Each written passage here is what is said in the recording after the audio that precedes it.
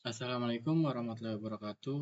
Perkenalkan, nama saya Ajal Maas dengan NIM 41236680 dari kelas TI 2023 reguler P1.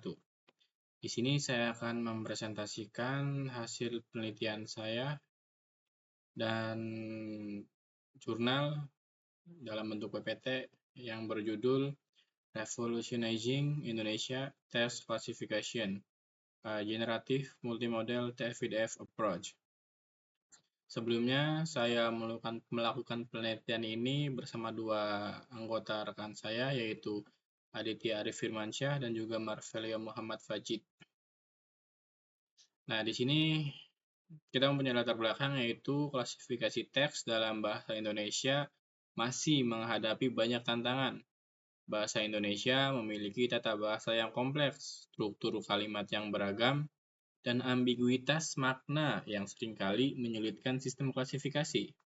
Selain itu, metode single model yang selama ini digunakan cenderung tidak stabil dan akurasinya terbatas. Karena itu, dibutuhkan pendekatan yang lebih adaptif untuk meningkatkan hasil klasifikasi. Nah, dari latar belakang tersebut, penelitian kami merumuskan 3 pertanyaan utama. Yang pertama, bagaimana meningkatkan akurasi klasifikasi teks bahasa Indonesia? Yang kedua, bagaimana mengatasi keterbatasan pendekatan single model?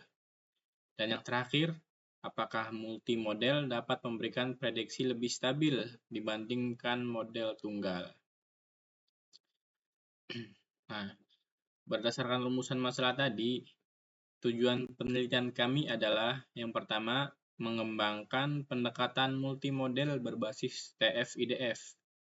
Yang kedua, mengintegrasikan kekuatan naive Bayes, logistic regression, SVM, dan random forest.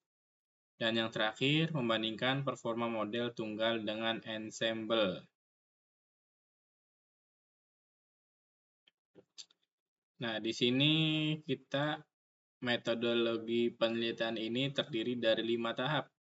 Yang pertama, akuisisi data, yaitu pengumpulan teks berbahasa Indonesia dari sumber terbuka. Yang kedua, pre-processing, yaitu menggunakan TF-IDF untuk membangun representasi kata. Selanjutnya yang ketiga, model training dengan algoritma naive Bayes, logistic regression, SVM, random forest, serta kombinasi multimodel. Yang keempat, evaluasi model.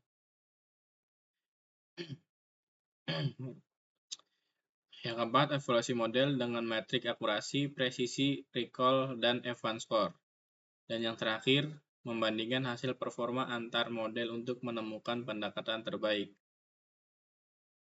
Nah, untuk hasil penelitiannya, setelah dilakukan eksperimen, kami menemukan bahwa SVM dan random forest menunjukkan akurasi yang cukup tinggi, yaitu di atas 0,88. Namun, pendekatan multimodal ensemble memberikan hasil yang jauh lebih unggul dengan akurasi 0,92. Selain itu, ensemble juga lebih stabil dalam menghasilkan prediksi dan mampu mengurangi kesalahan klasifikasi, terutama pada kategori teks yang sulit dibedakan. Nah, untuk perbandingan modelnya, dalam tabel ini terlihat jelas perbandingan akurasi dan Evans score antar model.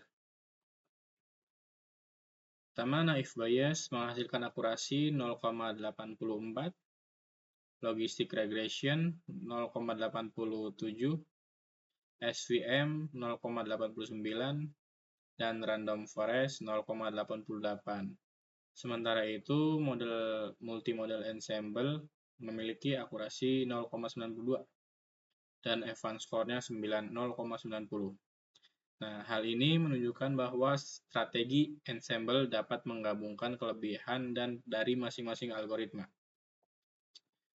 Nah, selanjutnya diskusinya adalah dari hasil ini kita dapat melihat bahwa pendekatan ensemble memang lebih unggul dibandingkan model tunggal atau single model ya.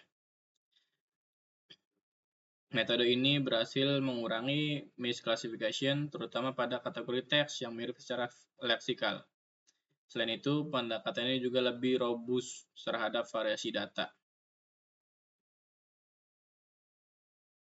Jika dibandingkan dengan penelitian-penelitian sebelumnya yang rata-rata menggunakan model tunggal, penelitian kami menghasilkan akurasi yang lebih baik.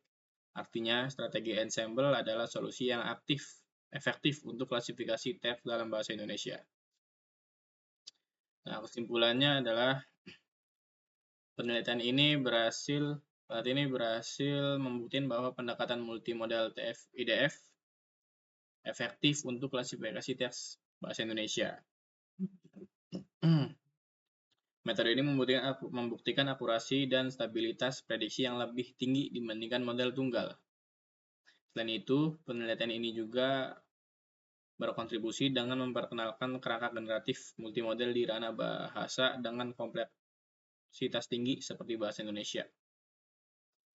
Untuk pengembangan ke depan, metode ini dapat dikomunikasikan dengan deep learning agar hasilnya lebih optimal.